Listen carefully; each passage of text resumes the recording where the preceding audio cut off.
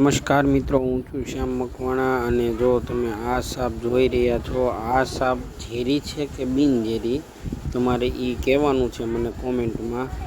કારણ કે અત્યારે ચોમાસાની સિઝન ચાલી રહી છે અને ગામડાની અંદર આવા સાપ નીકળતા હોય છે, તો લોકો એનાથી બચી શકે એટલા માટે જે લોકોને ખબર હોય એ કોમેન્ટમાં અવશ્ય જણાવે કે આ સાપ ઝેરી છે કે બિનઝેરી છે.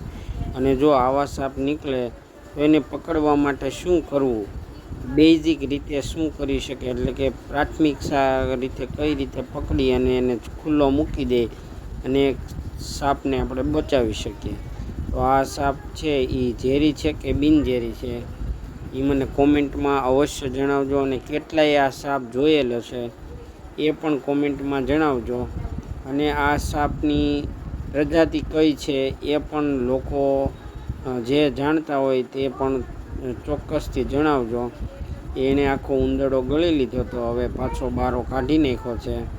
તો આ એની રીતે પ્રોસેસ અમે એકદમ જોઈ છે, કારણ કે અમે કંઈક એને જે કરે એ કરવા દીધું હતું.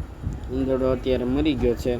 તો આવી રીતના આપણા ગામડાની અંદર વારંવાર આવા સાપ નીકળતા હોય છે, પણ આપણે એનાથી ડરવાનું નથી, કારણ કે આ સાપ આપણને કોઈ દી નુકસાન પહોંચાડતા નથી.